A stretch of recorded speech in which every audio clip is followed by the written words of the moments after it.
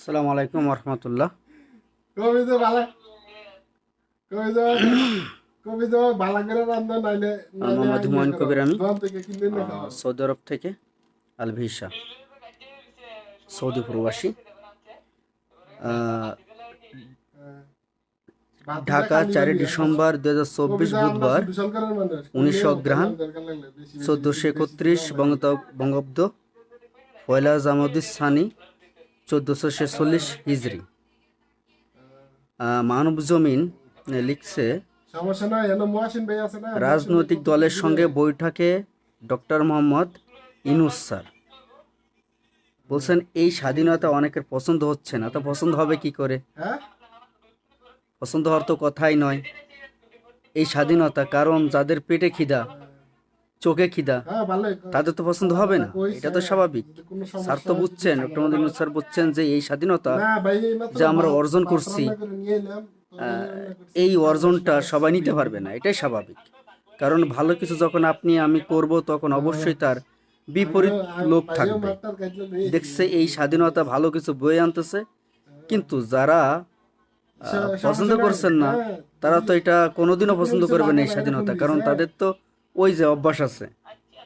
হ্যাঁ, এই স্বাধীনতা থাকলে তো তাদের ওই মানে কি বলে, আচ্ছা সমস্যা নেই ভাতা পাবে না, ভাতা বন্ধ হতে পারে, বিভিন্ন ব্যাপার স্যাপার থাকতে পারে, যার জন্য এই স্বাধীনতা তাদের আহ, পছন্দ নয়। সমস্যা নেই তুই টেনশন করিস না তুই ফিরে বিশাল তো বুঝছস দেশের বিদ্যমান তুই পরিস্থিতিতে সব শোন রাজনৈতিক শোন আমি দলের তোর কি কই শোন দলকে তুই ঐক্যবদ্ধ ফিরে হওয়ার বিশাল আহ্বান তুই জানিয়েছেন অন্তর্বর্তী সরকারের যেই প্রধান জায়গার মধ্যে উপদেষ্টা কাজ করতে পারবি প্রফেসর হ্যাঁ ডক্টর তোর কোনো মোহাম্মদ টেনশন ইউনূস নেই স্যার। তুই এর মধ্যে খালি মানে বাংলাদেশে যত রাজনৈতিক দল আছে, সমস্ত দলকে ডেকে উনি তুই এখন বাসাতে ঐক্যবদ্ধ কি হওয়ার করবি আহ্বান বাসায় আইছো জানাচ্ছেন। কয়দিন হইছে থেকে হ্যাঁ তুই হুম, মনে কর তিনি বলছেন তুই সবাই মনে মিলে কর আমরা মাস ছয় একজোট মাস হয়ে যাইবো পরে দেখবি যেন তোর একটা কাজটা বিয়ে দেওয়া করতে লাগবে পারি। তোর কাছে। কত সুন্দর কথা! ইনশাআল্লাহ তুই আমরা যত সবাই তাড়াতাড়ি মিলে যেন পারবি একসাথে হয়ে হ্যাঁ কাজটা করতে পারি।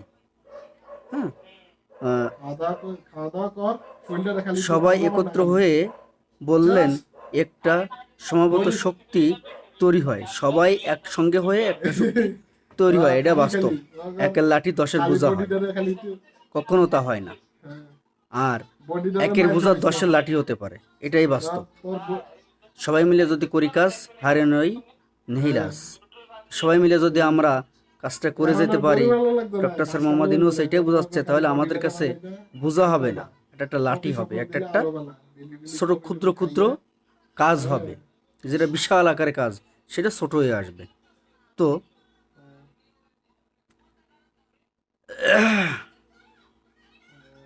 সবাই একত্র হয়ে বললেন একটা সমবেত শক্তি তৈরি হয়। এই সমবেত শক্তির সমস্যা নাই কবি জন্যই আপনাদেরকে মানে আমি একসঙ্গে কইতাছি বসায়, যদি এই যদি রেস্টুরেন্টে এই দেয় জন্যই হ্যাঁ একসঙ্গে বসা, তাহলে মনে করেন সমবেত হওয়া, এই জন্যই একসঙ্গে বসা।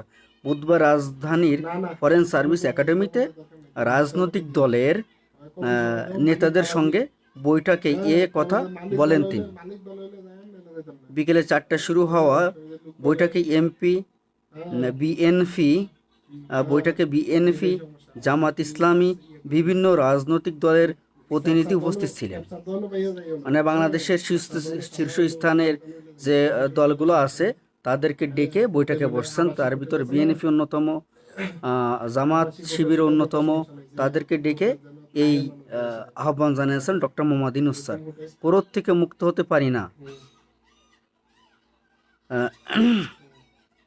ডক্টর মোহাম্মদ ইনু স্যার ডক্টর মোহাম্মদ ইউনূস বললেন, আমরা কেন জানি মানুষের ক্রোধ থেকে মুক্ত হতে পারছি না, এটা বাস্তব। বিজয়ের মাসে আরও বেশি করে আনন্দ করার ক্যাপসা কথা দোনো আমাদের, কিন্তু আমাদের এই স্বাধীনতা অনেকের কাছে পছন্দ হচ্ছে না।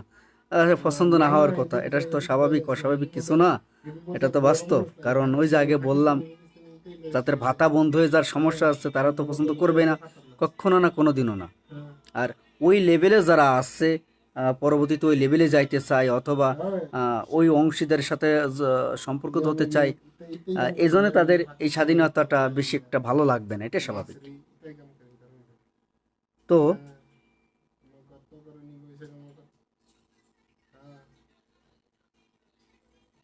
5 আগস্টের পর থেকে কি সমস্যা হয়েছে নাই টেনশন করিস বাস্তবের না আইসা তো দিছে পরিপ্রেক্ষিতে আপনারা তা দেখছেন। আমরা এই পরিস্থিতিতে মনে করছিলাম দুর্গাপূজা নিয়ে একটা হাঙ্গামা শুরু হবে, সেখানে আপনারা সবাই ঐক্যর মধ্যে শরিক হয়েছিলেন। সারা দেশ জুড়ে শান্তিপূর্ণভাবে পূজা পালিত হয়েছে, কোথাও কোনো ধরনের বিশৃঙ্খলা হয়নি। এটা বাস্তব, নজিরবিহীন। যেটা হতে চাইছিল বা করতে চাইছিল পূজাকে কেন্দ্র করে নিয়ে অনেক উস্কানিমূলক কথাবার্তা হয়েছিল। তো সেখান থেকে ঐক্যবদ্ধতার কারণে, আন্তরিকতার কারণে পূজা মণ্ডপ মুসলমান মিলে সবাই মিলে চকি দিয়া সবাই মিলে সহযোগিতা করে সেই যে চক্রান্তকে প্রতিহত করা হয়েছে। এটাই বাস্তবতা, এটাই বাংলাদেশের কালচার, এটাই আমাদের হিন্দু ভাই ভাই মিলে, হিন্দু সম্প্রদায় মুসলিম সম্প্রদায় কাঁধে কাঁধে মিলে চলা আমাদের, এটাই বাস্তব। সেটা অনেকের পছন্দ হয়নি, দেশকে নতুন করে অস্থির করার চেষ্টা চালাচ্ছে। এখন যে চেষ্টা চলছে সেখানে বিশেষভাবে আমরা আপনাদের চাচ্ছি। তিনি বললেন ডক্টর মোহাম্মদ ইউনূস স্যার বললেন যে বাংলাদেশ আমরা গড়ে তোলার চেষ্টা করছি, সেটাকে ধামাচাপা দিয়ে তারা আগের বাংলাদেশের কাহিনী রচনা করে যাচ্ছে। কত বড় মানে একটা বিষয়, যে বাংলাদেশকে আগের বাংলাদেশ ছিল, যে বাংলাদেশটা আগের বাংলাদেশ ছিল, ঠিক সেই জায়গার কথাগুলো এবং সেই কাজগুলো করে যাওয়ার জন্য তারা প্রচেষ্টা করে যাচ্ছে। কিন্তু ডক্টর মোহাম্মদ ইউনূস স্যার, এই অন্তর্বর্তী সরকারের যারা জড়িত আছেন, তারা নতুন একটা বাংলাদেশ দিতে চাচ্ছে এবং আমরাও চাচ্ছি যে নতুন একটা বাংলাদেশ হোক, আমাদের সোনার বাংলাদেশ, সোনার রূপ ধারণ করুক। কিন্তু কিছু মানুষ ওই আগের জায়গায় নিয়ে যেতে চাচ্ছে। কি আশ্চর্য একটা ব্যাপার, কেউ ভালোটা আসলে চায় না বা দেখতে পারে না, এটাই স্বাভাবিক। তো তিনি বললেন যে বাংলাদেশের আমরা গড়ে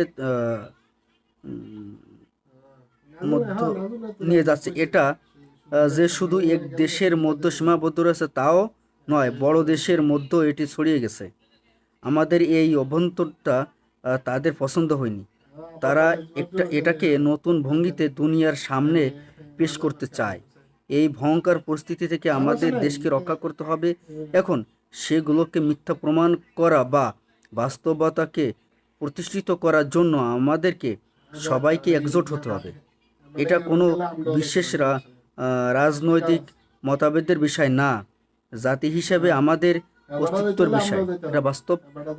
এটা রাজনীতির বিষয় না, এটা আমাদের জাতি, বাংলাদেশের সকল মানুষের 18 কোটি মানুষের বসবাসের একটা দেশ, বসবাস করি আমরা সবাই মিলে। এটা আমাদের অস্তিত্বের ব্যাপার, ইজ্জতের ব্যাপার। সবাই মিলে এটাকে প্রমাণিত করতে হবে যেটা ভুল এবং মিথ্যা।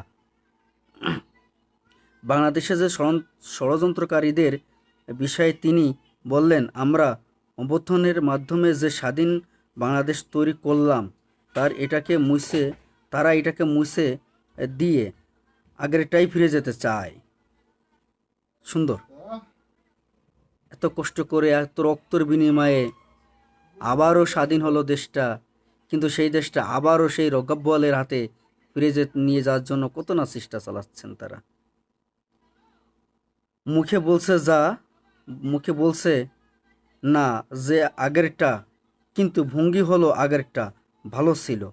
তাদের শক্তি এত বেশি যে তারা মানুষকে এর ভিতরে ভিড়াতে পারছে।